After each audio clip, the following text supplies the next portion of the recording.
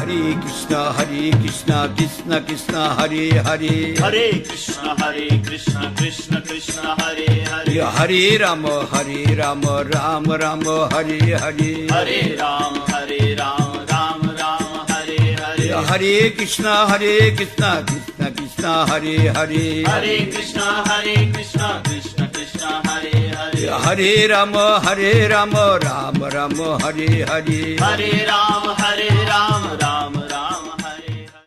So I will also like to request our Shripad Krishnanand Prabhu from Chandigarh, Shri Kuldeep ji. Please start from Chandigarh, Shri Krishnanand Prabhu ji.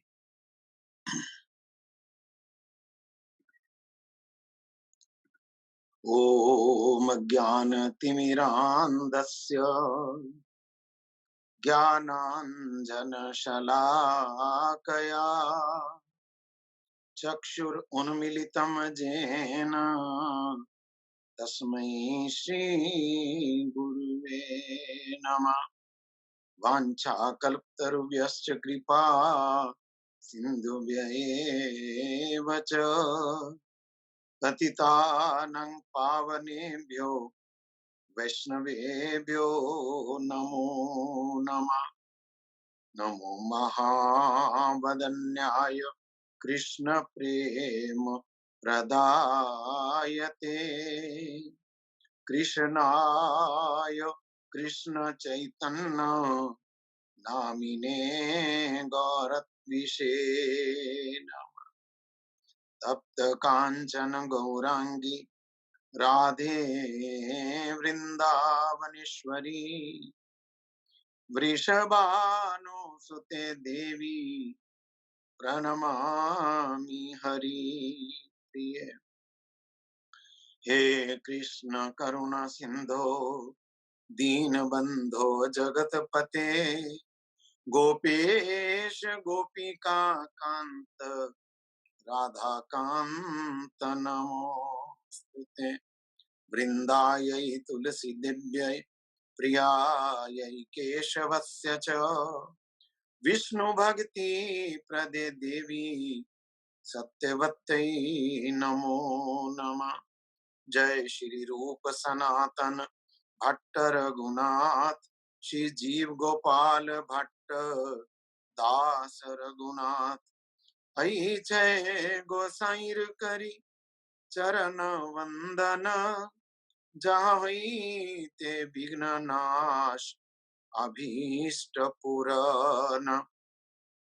Shri Krishna Chaitanya प्रभु नित्यानंद श्री अद्वैत गदाधर शिवसदि गौर भक्त वृंद।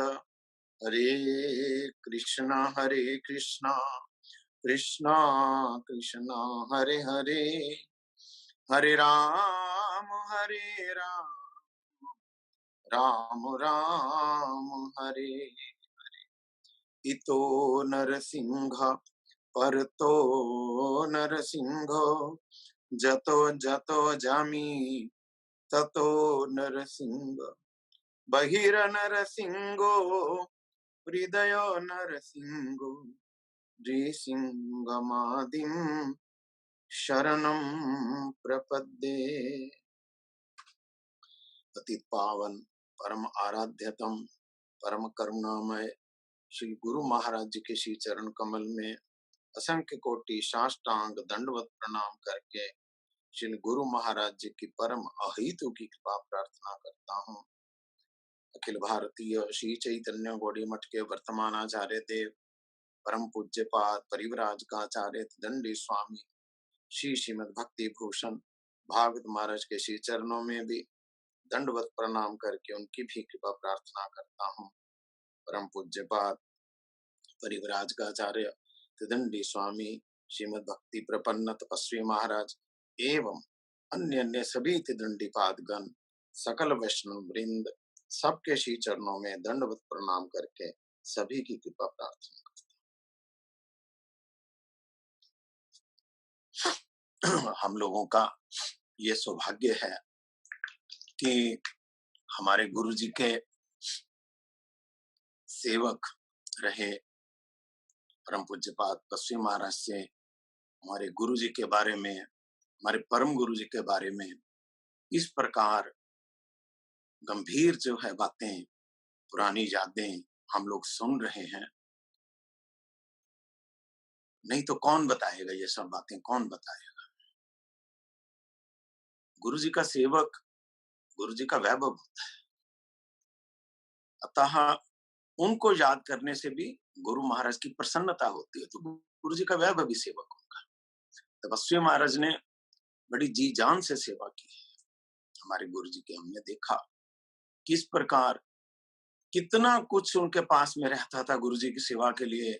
बड़े बड़े tiffin, 5-5 खाने के लंबे लंबे tiffin गुरु जी के लिए, उपमा और क्या क्या वो जो गुरु जी रास्ते में खाते हैं ले लेके चलते थे। मुझे एक बात याद होती है, उन्होंने किस सुचिता से सेवा की है गुरु जी की। एक बार कलकत्ता में जिस कमरे में तपस्वी महाराज रहते थे, तब तो गैस नहीं थी, स्टोव पे सारा काम होता था। उन्होंने स्टोव पे गुरु जी के लिए दूध रखा उबलने के लिए। हमारे परमाराध्य गुरु महाराज जी दूध तो नहीं लेते थे, परंतु छेना लेते थे, छेना भी जो फ्रेश बनाया हुआ। तो उन्होंने दूध उबलना रखा, उसका छेना वगैरह बनाएंगे। तो जब दूध रखा हुआ था, उबलने को हुआ, अचानक उन्होंने किसी काम से बाहर में जाना पड़ा कमरे से। तो मैं वहां पर बैठा हुआ था, तो मैंने देखा दूध तो बर्तन से, पतीले में से उबल के बाहर में गिरने लगा है। तो वहां एक चम्मच पड़ा था, तो चम्मच से मैंने उसको हिला दिया ऐसे, ताकि वो उबले ना। जब हिला दिया तो बच गया दूध, उबला नहीं। इतने में आ गए हमारे भूधारी प्रभु तपस्वी महाराज। क्या किया? मैंने कहा प्रभु जी ये दूध उबल रहा था, बाहर गिर रहा था, इसलिए मैंने अरे क्या कर दिया, ये चम्मच तो हमारा व्यवहार करने का है, ऐसा उन्होंने बोला। तो मैंने कहा अरे ये झूठा थोड़ी कोई, बहुत पहले की बात है। कहते नहीं, झूठा नहीं होने से भी ये चीज हमारे व्यवहार करने का है। इसको आप गुरु जी के बर्तन के साथ स्पर्श करा दिया, गुरु जी को जो छेना बना के देगा उसमें इसको लगा दिया। वो दिया नहीं गुरु जी को, ना दूध दिया, ना छेना दिया, ना वो पतीला उठा के फेंक दिया। इसमें आप गुरु जी की सेवा नहीं करेंगे, नया पतीला ले। इस प्रकार उन्होंने गुरु जी की सेवा की है। बहुत बात है उनसे सुनने को हमको मिलती रहेगी, किस प्रकार उनका मन है गुरु जी के महिमा कीर्तन करने का, परम गुरु जी की महिमा का कीर्तन करने का। जब वो बोलते हैं तो मुझे तो ऐसा लगता है कि महाराज बोलते जाएं और हम लोग सुनते जाएं। फिर भी आज की कथा में उन्होंने एक बात कही है कि भगवान जो है वो पीट पीट के खिलाते हैं, जबरदस्ती किसी को भूखा नहीं रहने देते। ये मेरी महाराज से प्रार्थना है, मेरी अगर बात सुन रहे हैं, फिर जिस दिन वो महाराज जी कृपा करेंगे बोले तो इस बात को भी सुनाएं। उनके मुख से सुन के सबको बड़ा आनंद लगेगा इस बात का कि भगवान कैसे जबरदस्ती करके पीट पीट के खिलाते हैं। और एक बात और, मैं कल जो उन्होंने परम गुरु महाराज के जो हमको आलेख दिखाए, उसमें उन्होंने एक बात कही थी, वो बात मैंने अपने गुरुजी में भी देखी है, इसलिए मैं उसको रिपीट करता हूं। उन्होंने कहा देखो जनवरी का महीना, क्योंकि जो असम में प्रोग्राम है प्रभुपाद जी की जो शुभ आविर्भाव तिथि है वो जनवरी लास्ट या फरवरी फर्स्ट वीक में लगभग आती है। असम में बड़ी ठंड होती है, मैंने तो अटेंड किया है जो असम के फंक्शन है, बहुत ठंडी होती है। तो महाराज ने इंगित किया, देखो इतना सर्दी में भी गुरु महाराज ऊपर से बिल्कुल कपड़े उतार के तब शंख बजा रहे हैं, तब आरती कर रहे हैं।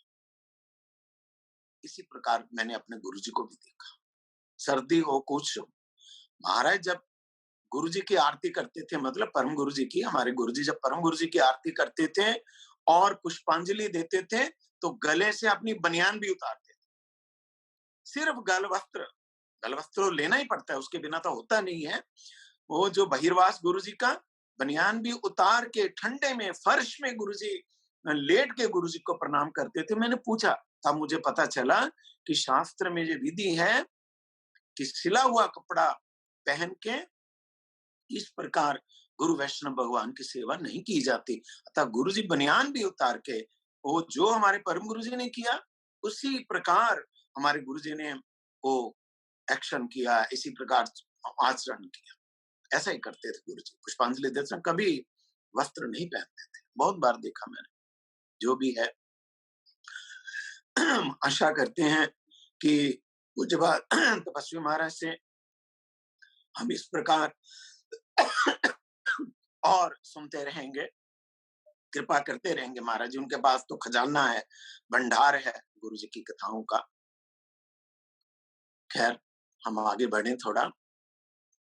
पिछले साल 2019 दिसंबर में, शायद 16 दिसंबर होना चाहिए, हमारे परमेश के गुरु नित्य लीला प्रविष्टो विष्णु पादिष्टो तरशत श्री श्रीमद भक्ति सिद्धांत सरस्वती गोस्वामी प्रभुपाद, उनकी तिरुभाव तिथि में मुझे सीधाम मायापुर में जाना पड़ा नहीं, क्षमा करें, जाने का मुझे अवसर मिला।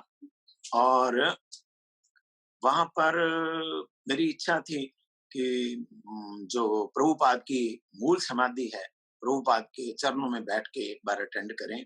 इसलिए हम लोग, मुझे श्रेष्ठ वैष्णव के साथ जाने का मौका मिल गया, तो हम लोग वहां पर गए। जो प्रभुपाद जी की मूल समाधि है उसके सामने जो बड़ा हॉल है, अभी तो रेनोवेट कर दिया और अच्छा खुला हो गया। तो हॉल में बहुत बड़ी सभा हुई, जिसमें मायापुर के स्वरूपगंज के, मतलब वहां के नवदीप धाम के जो मठ हैं जितने, सब लोगों के, आचार्य देव या उनके त्रिदंडी सन्यासी ब्रह्मचारी, सब बहुत बड़ी सभा हुई, सारा हॉल भर गया।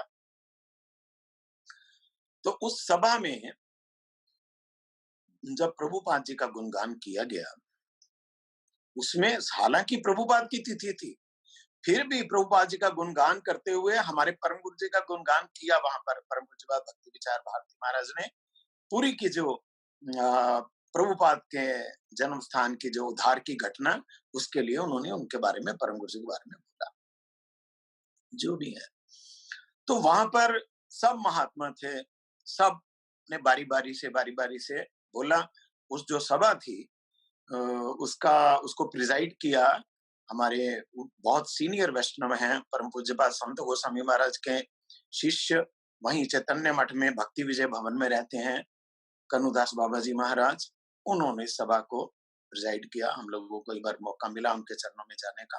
गुरु जी का तो नाम लेते ही वो इतनी गुरु जी की महिमा बोलने लगते हैं, गुरु जी की, परम गुरु जी की। तो वहां पर मुझे सुनने का ये मौका मिला कि व्यासदेव जी बड़े चिंतित थे। कृष्णदेव व्यासदेव जी, उनकी इच्छा थी कि मेरा जो इतना ये जो परमार्थिक धन है, इसके लिए मुझे कोई पात्र चाहिए, सुयोग्य पात्र चाहिए। हालांकि पतंजलि, जैमिनी आदि उनके शिष्य थे, पर व्यासदेव जी के मन में था इनसे होगा नहीं। जो खजाना परमार्थ का मेरे पास मैंने रखा है, इकट्ठा किया, उसको आगे बांटने के लिए मेरे कोई सुयोग्य व्यक्ति चाहिए। तब उन्होंने प्रार्थना की। संक्षेप में, वो सारी कथा को नहीं बोलूंगा, संक्षेप में इंगित कर रहा हूं।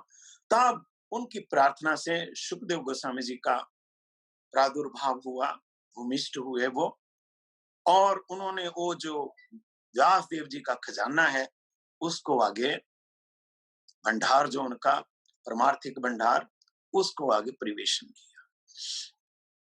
इसी प्रकार कहते जो भक्ति विनोद ठाकुर जी थे, प्रभुपाद जी के पिताजी, उन्होंने भगवान की जो जगन्नाथ देव जी की पराशक्ति श्री विमला देवी, भगवान की उन्मोहिनी शक्ति, उनके पास में जाके वास्तव में पुत्र के लिए उन्होंने प्रार्थना नहीं की। पुत्र तो उनके पहले भी थे।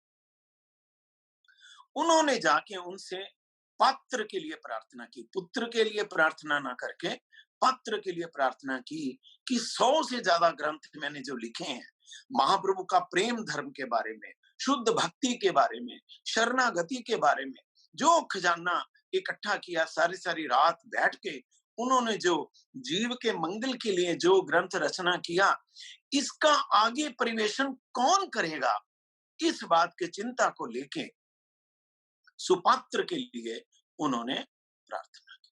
तो उनको वही सुपात्र जो है हमारे परमेष्ठी गुरु जी नित्य लीला प्रविष्ट विष्णुपाद स्तोत्र शत श्रीमद भक्ति सिद्धांत सरस्वती गोस्वामी प्रभुपाद उनको प्राप्त। प्रभुपाद ने उन मुक्त भाव से जो भक्ति विनोद ठाकुर की जो शिक्षाएं, उनका जो विचार, उनका जो महाप्रभु के जो प्रेम धर्म, विशुद्ध प्रेम धर्म, उसको किस प्रकार उन्होंने एक शिष्य गोरकिशोर दत्त बाबा जी महाराज का एक शिष्य ने सारी दुनिया को हिला दिया, सारे विश्व भर में प्रचार कर दिया कि क्या महाप्रभु का प्रेम धर्म है। और हमारे प्रभुपाद का ये जो खजाना, उनका जो विचार, उनके विचारों की जो, जिसको वो बोलते थे कि वॉल्केनिक एनर्जी, उनके आचरण को एज इट इज आगे अपनाया हमारे परम गुरु महाराज ने। प्रमाण हमने अपने गुरु महाराज से सुना।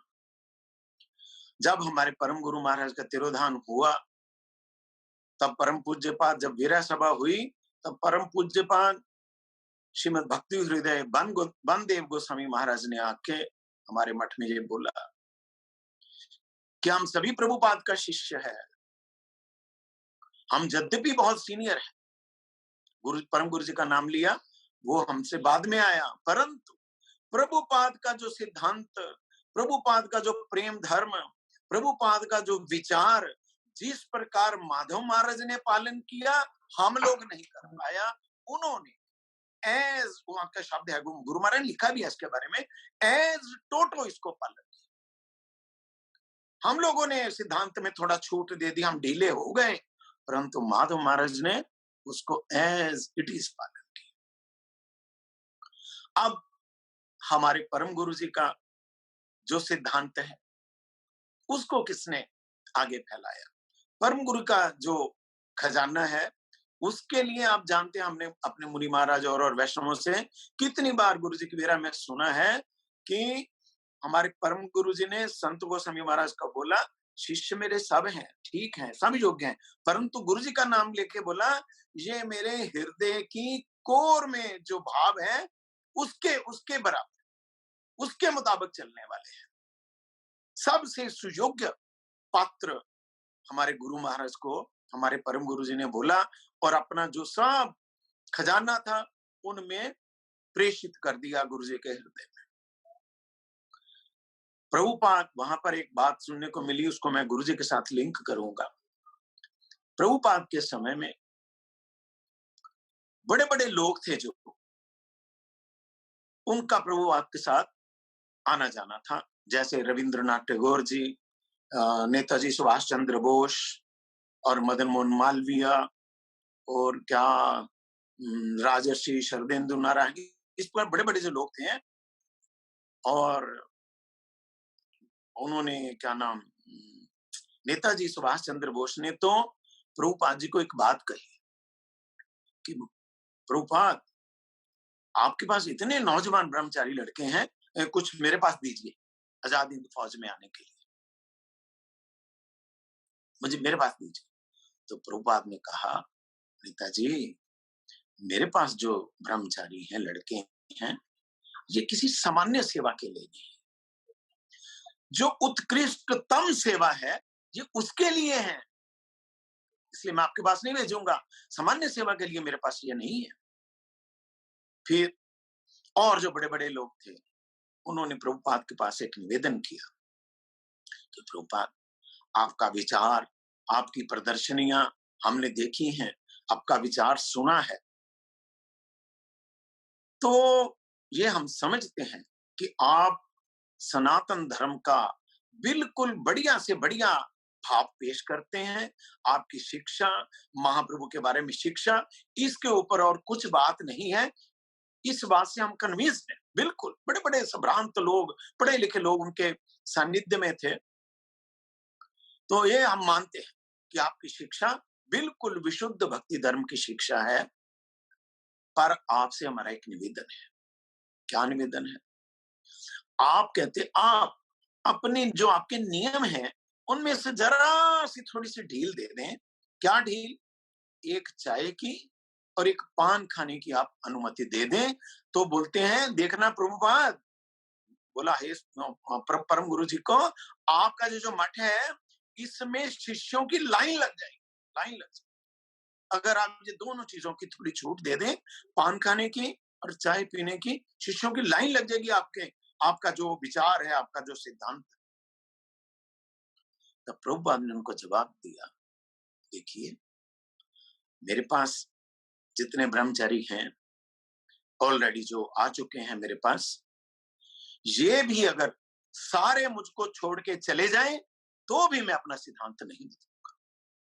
ये भी चले जाएं तो मुझे परवाह नहीं है, और तो आएंगे उसकी बात छोड़ दो, ये भी सब चले जाएं, पर इन दो चीजों में मैं छूट नहीं दूंगा। इस प्रकार उनका, और प्रभुपाद की जो धारा उसको कैसे टोटो हमारे परम गुरु जी ने पालन किया अकॉर्डिंग टू बन गोस्वामी महाराज, और हमारे गुरु जी की जो विचारधारा उसको कैसे टोटो हमारे गुरु जी ने पालन किया, उसकी भी मैं बात बोलता हूँ।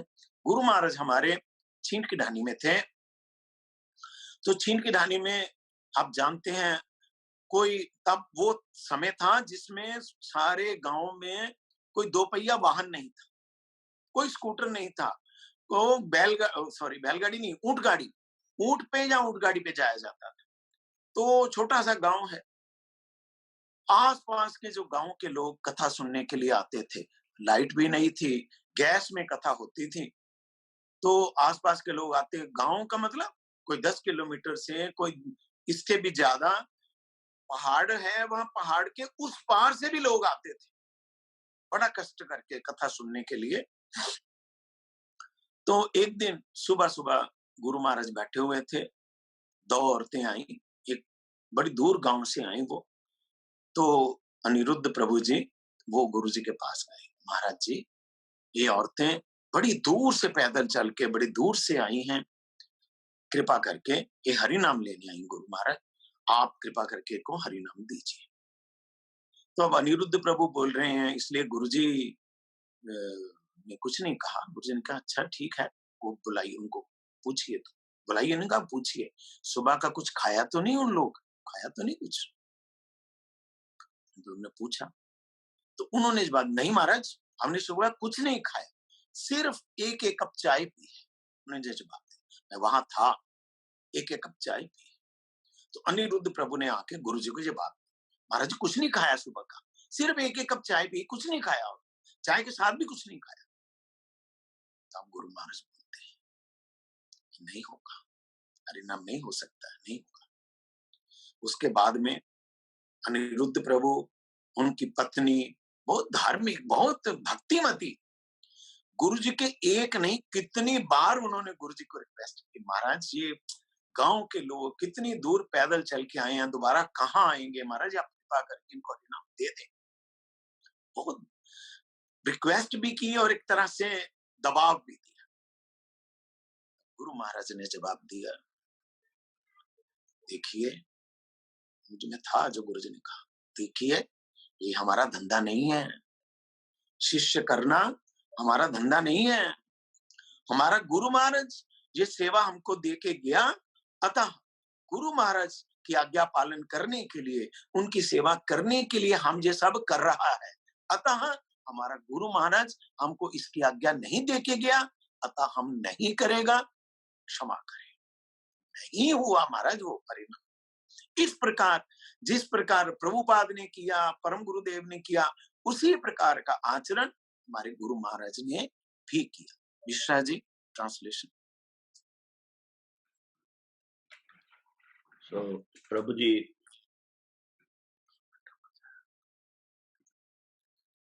first gave some highlights of our Tapasvi Maharaj discourse, and he emphasized his nature of very clean service, how he keeps everything clean while serving Guru Maharaj, and how he takes care of Shuchita, cleanliness, while serving Gurudev, which is very exemplary. And Prabhuji also mentioned that yesterday Tapasvi Maharaj showed some very beautiful pictures of our Param Gurudev while doing Vyas Puja of Srila Prabhupada in Sarbhoga Assam.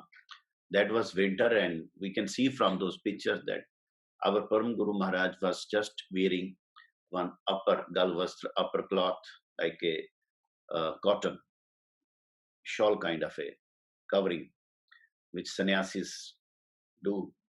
So he says, in the same way, I have never seen Guru Maharaj doing Guru Puja or Vyas Puja, wearing any t-shirt or shirt whatsoever. He'll just do just with one galvastra. And he referred to one event in Mayapur, where I was also present. That was Vyas Puja of our Prabhupada at his Samadhi in Mayapur. And the presiding, it was presided by Kanudas Babaji, very senior, existing senior person present on earth. Is living in Chaitanya Mat Mayapur. So he said in his lecture that just as Vyasadev, Krishnadev Ved Vyas, who gave us all Vedic literature, he was very much worried about who will take his legacy forward, who will be his successor. So he prayed, and ultimately Shukdev Goswami came, and he carried on the legacy of his father, Ved Vyasji. Similarly, Kanudas Babaji gave example of Prabhupada that how his father, Thakur Bhakti Vinod, prayed to Yog Maya Vimla Devi to get a Supatra, a deserving person who can take his legacy forward. So this is how Prabhuji explained. And he said, our Param Gurudev was so much a successor, a most eligible successor of Srila Prabhupada, Bhaktisiddhanta Saraswati Goswami Thakur, that even his senior god brother, like Srila Bhakti Hriday Ban Goswami Maharaj, when he came in his Sabha, Virah Sabha, I think, in Mayapur, he said about our Param Gurudev, Ban Maharaj said that he has taken the vichar of Prabhupada, or the real core teaching of his Gurudev as it is. He has not diluted it. Others may have diluted, but Madhav Maharaj, our Param Guru Maharaj, has taken the core teaching of Srila Prabhupada intact, just as, and same way our Guru Maharaj has carried them on in the same way. And he also gave example of Netaji Subhash Chandra Bose, the greatest leader we have in freedom struggle from Bengal, who told our Prabhupada that you have so young followers, why don't you give me few young persons so that I can take them for freedom struggle of India. So Prabhupada replied, they are for Utkrishtatam Seva, that is, they are not for ordinary service, like serving one country. They are for the whole universe, like serving the whole universe, bringing the forgetful jivas back to God, back to home. So Prabhuji also said that there was no compromise while giving initiation by either Param Guru Maharaj or Guru Maharaj, because many examples are there in Assam village. People said, if you allow these people to just have tea and just chew pan, the betel leaves, like in India we have that so much tradition. So if you allow tea and bitter leaves chewing, many people will come to take initiation from you. But Param Guru Maharaj never diluted, because he said, Srila Prabhupada, he has not given any flexibility in this. And he gave example of Guru Maharaj when he was in Rajasthan. There is a place, Chhind Ki Dani, close to Pachudala, where our famous Aniruddha Prabhu village is there.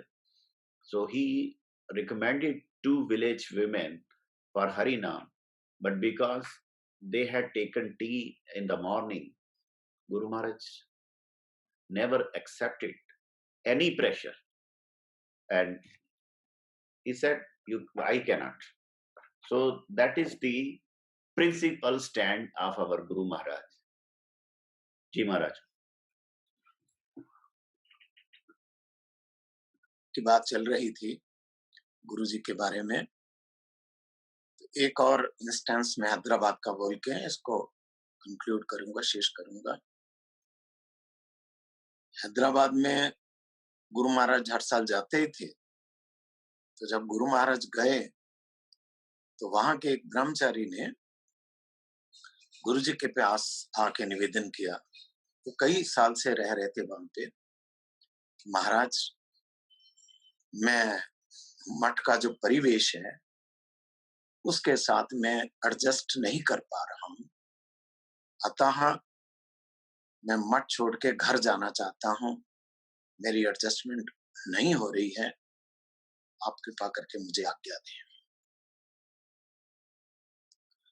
गुरुजी ने उन्हें बोला, देखिए, उसकी बात सुनी, सुन के बोले, देखिए आप अपनी इच्छा से इतने साल से मठ में है, मेरे कहने से आप 2 महीने और यहाँ पर रह जाइए, 2 महीने और रह जाइए, और उन 2 महीनों में सुबह और शाम आप रोज सुबह भी और शाम को भी अर्थ सहित श्री भक्ति विनोद ठाकुर की 2-2 गीतियों का गान करें, सुबह भी शाम को रोज करें।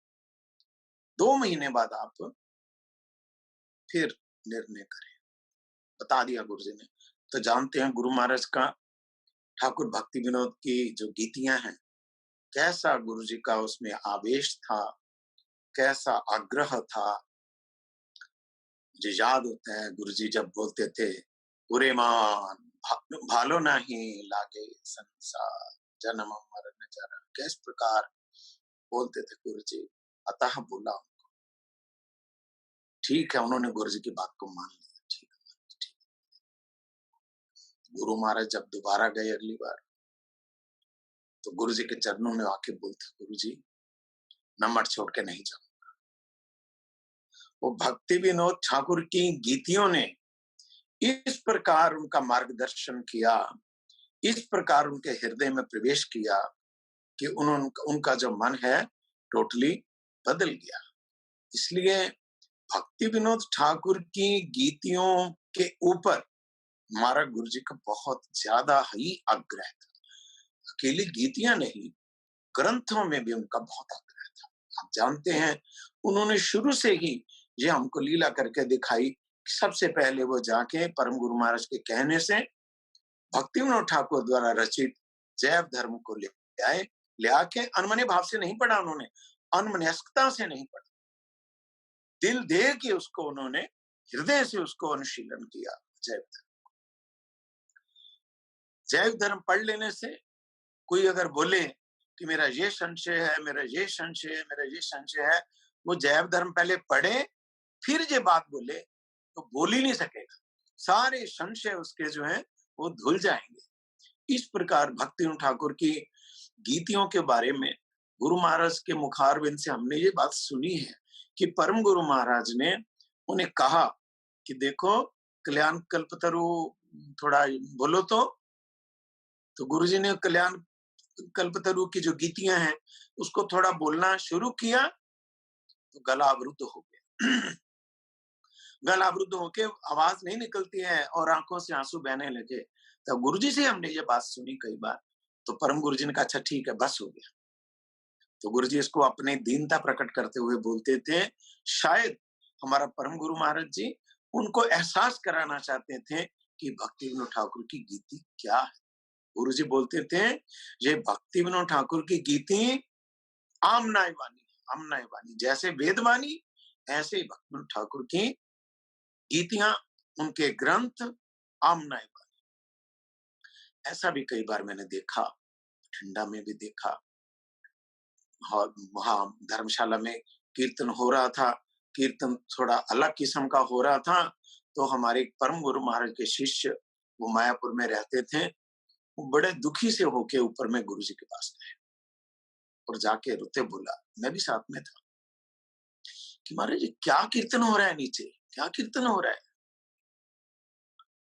और इसी प्रकार का एक दृश्य चीन की धानी में भी देखा, वो बाहर में थोड़ा और कीर्तन हो रहा है, तो गुरु जी का जो तरीका था समझाने का, वो अपने ऊपर लेके बात करते थे गुरु जी। जब गुरु जी आए, बैठे स्टेज पे, आसन पे, बठिंडा में भी, वहां भी गुरु जी ने एक बात कही, उन्होंने कहा इतना एक ही बात, हमारा दुर्भाग्य है, गुरु जी ने कहा हमारा दुर्भाग्य है जो हम लोग भक्ति विनोद ठाकुर का कीर्तन, नरोत्तम ठाकुर का कीर्तन, लोचन दास ठाकुर का कीर्तन श्रवण करने को हमको नहीं मिल रहा है, दुर्भाग्य हमारा, दूसरा दूसरा कीर्तन में रुचि है।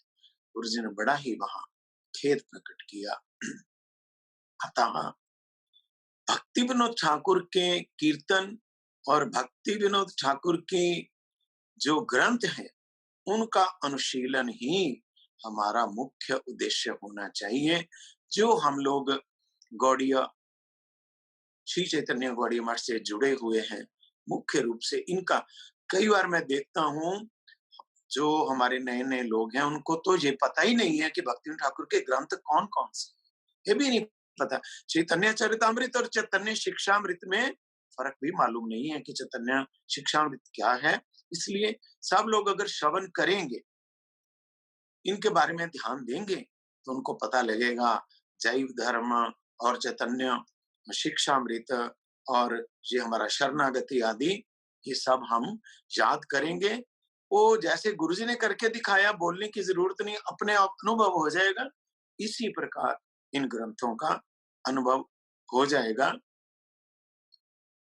आगे की बात में से आप ट्रांसलेशन करनी होगी कि और बोलना होगा। Translation.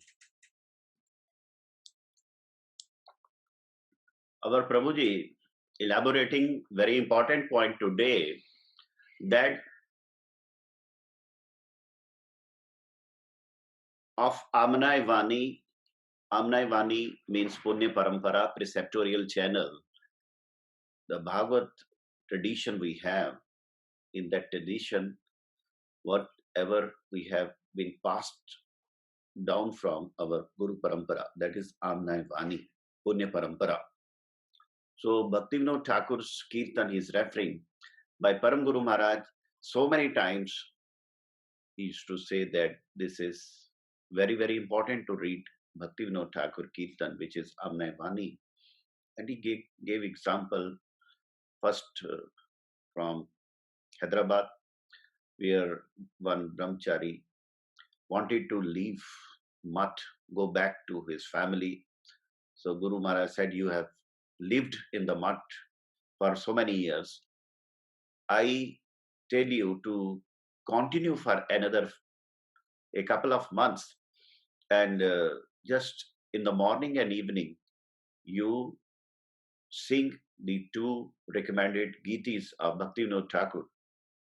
And this person agreed, and after 2 months, he decided to carry on in the Math, never return. So that is the power of Bhaktivinoda Thakur Vani. And Guru Maharaj, right in the beginning, when Param Guruji recommended him, he read Jaiva Dharma with heart, and Jaiva Dharma is most recommended by Gurudev. Prabhuji says all our doubts get cleared. And he gave example of Param Guru Maharaj one day telling, Gurudev, actually, Guru Maharaj is teaching us by his example that he was told by Param Guru Maharaj to read Kalyan Kalpataru, and his voice was choked after a few readings. And then he could understand. Guru Maharaj says in his words that this is Amnai Vani. And Prabhuji, uh, I can understand he has not given uh, the kind of punch he gives us, but he very slightly said that the kind of kirtan people are doing, which is never done in our tradition. Different kirtans, people just entertain and popular kirtan they do. So, in two instances, one in Bhatinda and one in Chidkinani, when such kirtans were being sung, our Guru Maharaj came and very softly, very gently, taking on himself, he said, "We are deprived of our Bhaktivinoda Thakur's Vani these days. Very rare people sing those kirtans." So he wanted to tell us that we should not distract, just focus on our Bhaktivinoda Thakur's parampara. Anji.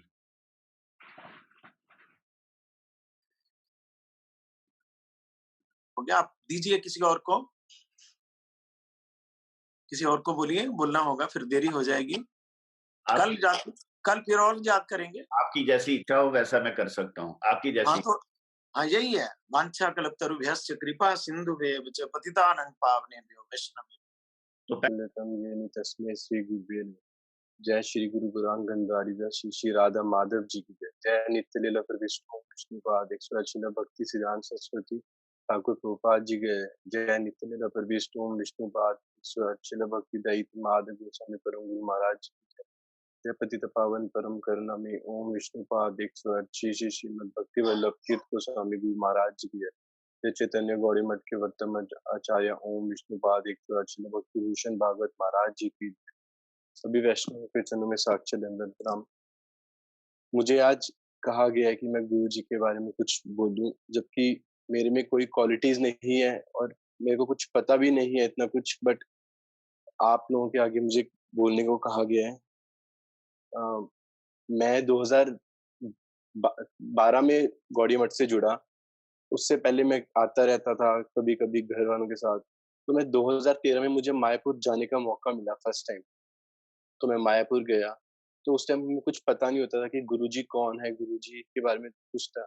तो मतलब मेरा बहुत अपराध था कि हम जाते रहे परिक्रमा से आके हम लोग कभी इस्कॉन चले गए, कभी कहीं और चले गए। तो मैं देखता था कि हमारे और गुरु भाई वगैरह बैठे होते थे, चाहे किसी रेस्टोरेंट में, चाहे कहीं पे। तो जैसे ही उनको खबर मिलती कि गुरुजी के दर्शन हो रहे हैं, तो वो भागे चले जाते। तो हम लोग बैठे रहते क्योंकि मुझे पता ही नहीं था कि गुरुजी कौन है। तो एक दिन ऐसे ही मैं रात को परिक्रमा के बाद नीचे पानी भर के आया, तो मुझे मेरे रूममेट ने कहा कि गुरुजी के दर्शन हो रहे हैं, आप गुरुजी के दर्शन कराओ। तो मैं उस टाइम गया गौशाला के पास। उस टाइम मैंने फर्स्ट टाइम लाइफ में गुरुजी के दर्शन किए थे। मैं गौशाला के पास गया और वहाँ कीर्तन चल रहा था, बहुत अच्छे से कीर्तन चल रहा था। तो वहाँ देखा पूरा क्राउडेड एरिया था और वहाँ पे बीच में इतने स्वीट, कह सकते हैं कि इतने स्वीट लग रहे थे गुरुजी वहाँ बैठे हुए। तो वहाँ कीर्तन हो रहा और गुरुजी ऐसे-ऐसे क्लैपिंग कर रहे हैं इतनी सॉफ्टली और सबको देख रहे। तो मुझे ऐसा लगा कि गुरुजी ने मुझे देखा। ऐसे चाहे 1 क्योंकि गुरुजी की तो एक नज़र ही काफ़ी है। तो मैंने देखा कि गुरुजी ने 1 सेकंड में देखा और मुझे ऐसे कुछ फ़ील हुआ। तो बस उसके बाद साल निकलता रह गया। हेलो? आप बोलिए, बोलिए, कंटिन्यू। तो ऐसे टाइम निकलता रहा, तो मैं हरि नाम नहीं लिया मैंने, तो मुझे कुछ भी नहीं पता लगा था। तो क्या हुआ, 2015 की बात है ये। उस दिन मठ में एक बहुत मठ में कुछ प्रोग्राम था। तो उस टाइम हमारे सुंदर गोपाल प्रभु जी पुजारी थे। तो उन्होंने ना मठ में सजाया हुआ था, जिसमें जैसे प्रभुपाद जी का चित्रपट था, परम गुरु जी का और गुरु जी का चित्रपट था। तो वो उस दिन प्रोग्राम मठ में था। तो उस दिन क्या हुआ कि मैं घर से निकलने लगा, तो उस दिन मेरे पास कुछ पैसे नहीं थे। मैंने मम्मा को बोला कि मम्मा मुझे कुछ पैसे दीजिए, तो मम्मा के पास भी उस दिन पैसे नहीं थे। तो मैं गाड़ी ऑन की, मैं जाने लगा, तो मेरे घर के नीचे ना एक व्हाइट फूल का पेड़ लगा हुआ था। तो मैंने सोचा कि फूल तोड़ता हूँ, तो मैंने नहीं तोड़े फूल।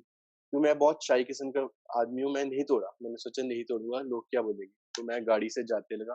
पर क्या हुआ, मैंने सोचा नहीं चलो गुरुजी को कुछ तो देना ही है, तो मैं फूल तोड़ लेता हूँ। तो मैंने वहाँ से व्हाइट फूल तोड़े और मैं जल्दी से मठ चले गया। तो मैंने देखा कि मठ में जितना हमारा ग्रुप था, उसमें से ग्रुप में कोई लोग नहीं आए हुए थे, बट जितने भी जो गुरुजी से जिनका नाम हरिनाम दीक्षा और थी, वो सारे लोग वहाँ पे आए हुए थे। और क्या देखता हूँ, वो एक अलग ही कीर्तन में जॉयफुल नाच रहे थे, उनका अलग ही एक टेस्ट हो रहा था।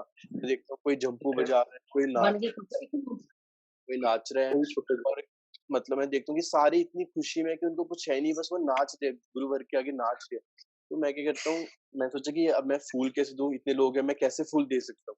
तो मैं बहुत शर्मा रहा था। तो एक प्रभु जी होते, कह रहे मैं देता हूँ। नहीं, मैंने सोचा कि फूल तो मैं खुद ही दूँगा। तो क्या हुआ, मैंने पुजारी जी को फूल दिया, उन्होंने आरती की और उन्होंने वो इतने व्हाइट फूल प्रभुपाद जी, परम जी और गुरु जी के चित्रपट के आगे डाल दिए। और जैसे उन्होंने वो फूल डाले, मैं घर जा रहा था, मेरे अंदर से पता नहीं क्या हुआ कि जैसे कहते हैं ना, हम कह सकते हैं कि एक घ घबराहट होने लगी कि मुझे था कि अब मुझे हरि नाम लेना है। पता नहीं, मैंने कभी नहीं सोचा कि मैं हरि नाम ले सकता हूँ, कभी कि मैं कुछ कर सकता हूँ। पर एकदम सडनली कि अब मुझे हरि नाम लेना है। बस मुझे, जब तक मैंने अपना मठ में नाम नहीं लिखवाया, मेरे को बस क्रेविंग होती रही कि मुझे हरि नाम लेना ही लेना है, लेना ही लेना है। मैंने किसी से नहीं पूछा, मैंने अपने मम्मा-पापा से पूछा। उन्होंने कहा कि अगर तुझे लगता है तू कर सकता है तो तुम करो। और इतना अच्छा एक्सपीरियंस हुआ कि जब मेरा हरि नाम हो गया, उसके कई दिन बाद मुझे गुरुजी के दर्शन हुए। वो मेरे घर से जा रहे थे और उसी व्हाइट पेड़ के नीचे से जा रहे हैं और उस व्हाइट पेड़ के फूल ही फूल नीचे गिरे हुए हैं और मैं गुरुजी के चरणों में डाल रहा हूँ। और वही व्हाइट फूल का पेड़ मुझे दिखा और उसी में मेरे को गुरुजी को मैं वही फूल अर्पण कर रहा था कि ये मेरे को गुरुजी ने इतना अच्छा दर्शन दिया। मैं जैसे मैं अभी बहुत रिसेंटली जुड़ा हूँ, तो मेरा कुछ इतना एक्सपीरियंस नहीं है, पर गुरुजी की प्रेज़ेंस हर जगह फ़ील होती है, ये मैं कह सकता हूँ। चाहे मैं रामनवमी पे, जो बात कुलदीप प्रभु जी के कारण हम रामनवमी पे जाने का मौका मिला, मुझे और मेरा एक गुरु भाई अक्षय। तो हम लोग वहाँ पे गए, हमने वहाँ पे जो एक्सपीरियंस किया, मैं 15 में मेरा हरिनाम हुआ और 17 तक जो हमने रामनवमी की एक्सपीरियंस की है, वो मैं अपनी लाइफ़ में कभी नहीं कर सकता। वो ऐसा है कि जब तक गुरुजी वहाँ पे थे, हमने ऐसा एक्सपीरियंस किया है कि वो अब अब हमें दुःख होता है जब भी गुरुजी का बर्थडे मनाते हैं, पता नहीं खुद ही ऐसे लगता है कि क्या गुम हो गया है, जबकि हमारा कोई गुरुजी से संग नहीं हुआ। बोल सकते हैं हमने कभी फिज़िकली, बट हमेशा ऐसा ऐसा होता है कि हमें वो चीज़ कहाँ मिलेगी दोबारा, क्योंकि हम देखते हैं कि हम कहते हैं कि हम मैं जैसे मैं कह सकता हूँ कि जैसे मेरा हरिनाम हो, तो मैं ये नहीं कह सकता कि मेरे को गुरुजी का संग नहीं मिला। मुझे गुरुजी का संग भी मिला, क्योंकि जब मैं रामनवमी पे जाता रहा, मेरे मन में होता था कि मैं गुरुजी को देखता रहूँ, पर वहाँ इतना क्राउड होता था कि हम नहीं देख सकते थे। पर क्या हुआ कि मुझे एक बार पूज्य बात अपना मुनि महाराज जी ने बोला कि आप सेवा करोगे? मैंने हाँ जी महाराज जी, मैं सेवा करूँगा। तो उन्होंने एकदम गुरुजी के फ्रंट डोर पे मुझे खड़ा कर दिया, वो शीशे के ग्लास के पास, और कह रहे आपने लोगों को यहाँ आने नहीं देना। मैं वहाँ देखता हूँ लोगों की गुरुजी के प्रति कितनी भावना है कि वो कैसे गुरुजी के लिए रो रही है, वो रही है। पर मेरे को उन्होंने बोल दिया वहाँ लोगों को नहीं देखना, पर मुझे तो गुरुजी को देखने से मैं गुरुजी को ही देखे जा रहा हूँ। मुझे हो रहा है कि बस मैं गुरुजी को ही देखे जाऊँ। मेरे को कोई परवाह ही नहीं थी कि कौन आ रहा है, क्योंकि गुरुजी को मैं देख रहा हूँ, उनके छोटे-छोटे मूवमेंट्स इतनी सुंदर थी। कभी गुरुजी आँख खोलते हैं, कभी कुछ होते हैं। मतलब मैं एक बार गुरुजी ने क्या किया, ऐसे आँख खोली और मैं गुरुजी को ऐसे-ऐसे करने लगी। गुरुजी, गुरुजी, मतलब मैं कह सकता हूँ कि मुझे गुरुजी ने सब कुछ दिया है इतने छोटे टाइम में भी, और सभी वैष्णव की इतनी कृपा है, क्योंकि मेरे कोई संग नहीं हो, पर गुरुजी ने जितनी मेरे दिल में था, वो सब गुरुजी ने किया। मेरे को बहुत मेरे को ना कुछ हेल्थ प्रॉब्लम्स होती है प्रभु जी, बट वो ऐसी बहुत ऐसी प्रॉब्लम है कि वो बहुत मुश्किल से ठीक होती है। पर मुझे प्रभु जी वो 2 बारी हेल्थ प्रॉब्लम हुई है, और वो गुरुजी की कृपा से वो इतनी जल्दी ठीक हो जाती है। वो डॉक्टर हैरान है, वो सब हैरान है, कह रहे कि आप इतनी जल्दी कैसे रिकवर कर, मुझे नहीं पता प्रभु जी। पर जब भी मेरे को होती है, मैं गुरुजी को याद करता हूँ, वो मैं एक्सप्लेन नहीं कर सकता कि वो कैसे ठीक हो जाती है, मुझे खुद नहीं पता। जब मेरा हरिनाम नहीं हुआ, तो भी पूज्यपाद विष्णु महाराज जी मेरे घर आए गुरु जी का प्रसाद लेके, और जब भी मैं बीमार होता हूँ, वो आते हैं, प्रसाद लेके आते हैं।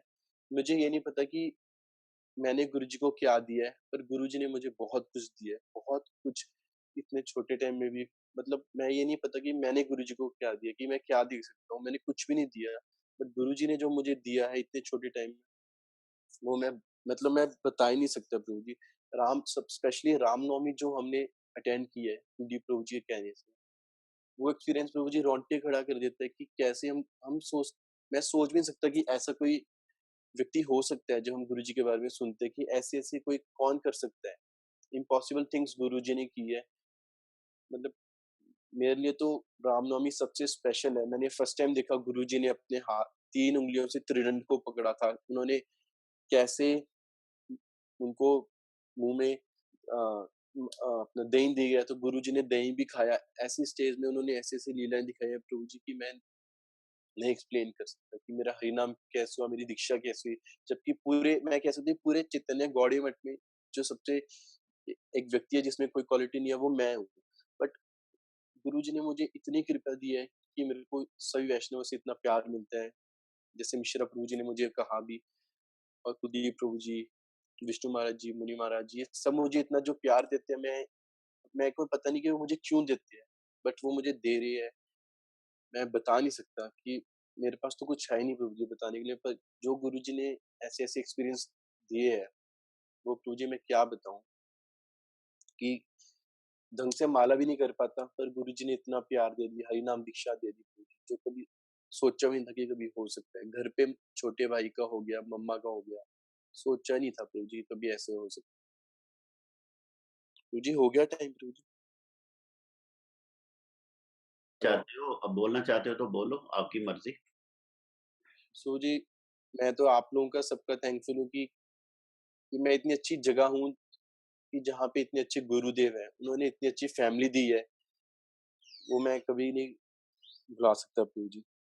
और गुरुजी के साथ मेरा एक्सपीरियंस प्रभु जी, जब जब हम दीक्षा लेने गए थे, तब भी हम प्रभु जी एक एक्सपीरियंस है मेरा, हम हर साल मैं, अक्षय रामनवमी पे जाते थे गुरुजी के बर्थडे पे। तो क्या हुआ 2017 में अक्षय नहीं जा पाया, उसकी पढ़ाई के कारण, तो मैं अकेला चली गया एयरपोर्ट पे। मैंने एयरपोर्ट में बहुत देर वेट किया, तो मैं अकेला एयरपोर्ट में गया और मैं वहाँ जब जाके देखा तो बहुत आनंद आया प्रभु जी। वहाँ गुरु जी के बर्थडे में तो साक्षात गुरुदेव सामने है, वहाँ पे पूज्यवत कुलदीप प्रभु जी हमें बताते थे सब कुछ, और उत्तम मंच में हमने जो सब सुनते थे प्रभु जी।